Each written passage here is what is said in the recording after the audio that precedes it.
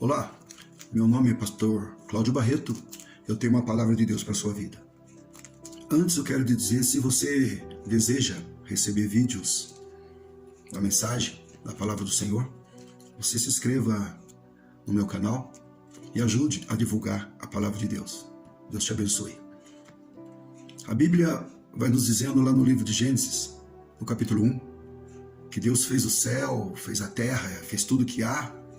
A Bíblia diz assim que no sétimo dia, Deus acabou todo o seu trabalho e no sétimo dia mesmo, ele descansou.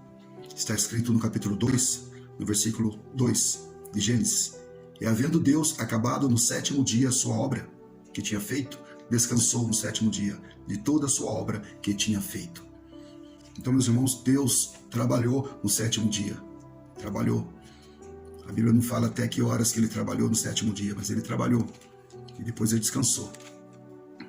Mas Deus resolveu fazer o homem à sua imagem, conforme a sua semelhança.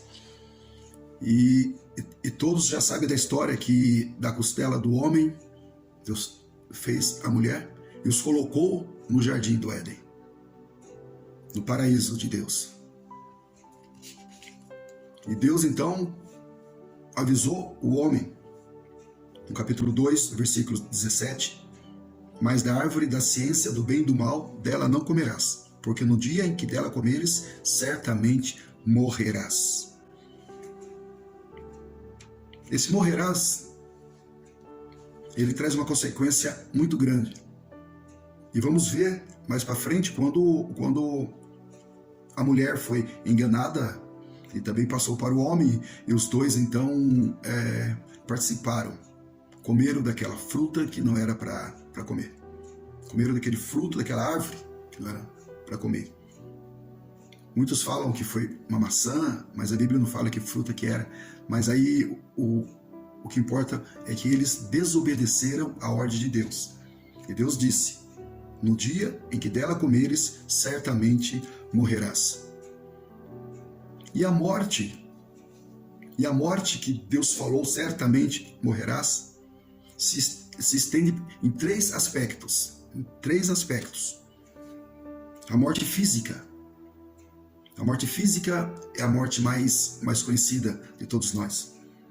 É a morte que nossa alma, nosso espírito, nosso corpo se separa, o corpo vai para a terra e volta ao pó, não é verdade? Gênesis capítulo 3, versículo 19, nos diz, Deus dizendo ao homem: no suor do teu rosto comerás o teu pão, até que te tornes a terra, porque dela foste tomado, porquanto és pó, e em pó te tornarás. Então essa foi a primeira maldição que Deus então lançou na vida do homem, a morte física. Até então, o homem não ia morrer. Deus fez o homem para ser eterno, mas devido ao pecado, ele adquiriu essa herança, essa maldição, vamos dizer assim, a morte. Então a morte física é a separação do nosso corpo, onde o nosso corpo volta ao pó e apodrece. É a morte que as pessoas temem muito. É a morte que ninguém quer chegar.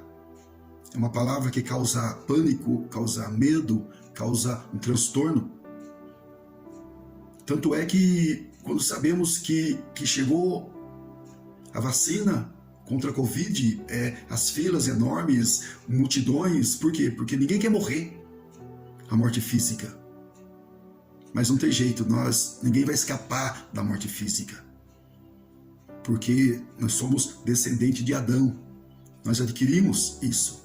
O pecado gera a morte. E a morte física. O segundo tipo de morte que nos fala, certamente morrerás, é a morte espiritual.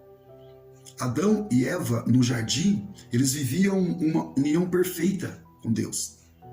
A Bíblia diz que todos os dias Deus se apresentava no jardim e conversava com o homem, relacionava com a sua criação. Mas depois que eles desobedeceram, Deus desceu no jardim e chamou Adão: Adão, onde estás? Adão estava escondido porque ele havia desobedecido. Ele já havia adquirido a morte espiritual. A morte espiritual é a separação de Deus. Separação espiritual de Deus. A Bíblia considera a pessoa separada de Deus a pessoa morta espiritualmente. É por causa do pecado que reina na vida do homem. O pecado que tão de perto rodeia, tão de perto chega e abraça o homem, matando o homem espiritualmente. E o terceiro tipo de morte, ou seja, a terceira morte, é a morte eterna. A morte eterna ou a morte final. Essa é a mais terrível. Essa é pior do que a morte física. É pior do que a morte espiritual. Porque a morte, quando o homem está morto espiritualmente, ele ainda tem chance de ressuscitar através de Cristo Jesus. Mas a morte final, a morte eterna, é terrível. Ela é decorrente da morte espiritual, uma separação eterna, chamada de segunda morte. É o destino final, o local de tormento eterno, chamado de inferno e lago de fogo. Onde está escrito lá no livro de Apocalipse, no capítulo 20, no versículo 14. Apocalipse, capítulo 20, versículo 14, nos diz: E a morte e o inferno foram lançados no lago de fogo. Esta é a segunda morte. E aquele que não foi achado escrito no livro da vida foi lançado no lago de fogo. Ah, pastor, existe então um livro da vida? Existe. Existe o livro da vida. Mas o nome de quem está escrito lá no livro da vida? Está registrado o nome daqueles que procuraram a vacina. Não a vacina contra o Covid, não a vacina contra o sarampo, mas procuraram a vacina contra o pecado. E a vacina contra o pecado é só uma. É a vacina do sangue de Jesus. A Bíblia diz no livro aos Hebreus que sem derramamento de sangue não há remissão de pecados. E voltando lá em Gênesis, quando o homem pecou, Deus providenciou então para ele roupas. Deus teve que sacrificar um animal, já simbolizando o sacrifício de Cristo Jesus, lá no Novo Testamento. Daí em diante, Deus começou a exigir sacrifícios, e eram sacrificados animais, cordeiros perfeitos, imaculados, para Deus aceitar. Mas não era capaz de inibir, de exterminar, de apagar o pecado da humanidade. Quando a Bíblia vai nos dizendo que, em certo tempo, nasceu Jesus, o Filho de Deus. Aquele que os profetas profetizavam no Antigo Testamento. Jesus nasceu. Quando ele estava com seus 30 anos de idade, ele se aproximou do Rio Jordão para ser batizado por João Batista, e João Batista, revelado pelo Espírito Santo, olhou e disse: Eis aí o Cordeiro de Deus que tira o pecado do mundo. Glória a Deus, estava chegando a vacina contra o pecado, a vacina contra a morte. Só Ele tinha a solução para a humanidade. Ele fez os milagres, operou maravilhas. Quando chegou o tempo, ele foi para a cruz. Ele se dirigiu ao Calvário. Ele derramou todo o sangue, sangue inocente, sangue carmesim, sangue purificador. O antídoto para o pecado. E ele diz: quem quiser vir após mim, venha. Ele diz também: vinde a mim todos que estáis cansados e oprimidos, que eu vos aliviarei. Meus amados irmãos, a mensagem que eu trago nesta noite é: aceite a vacina contra o pecado. Aceite o sacrifício de Jesus Cristo na cruz do Calvário. Só Ele pode te perdoar. Só Ele pode te livrar da morte espiritual e da morte eterna. A Bíblia diz que o inferno foi feito para o diabo e seus anjos, não foi feito para os homens.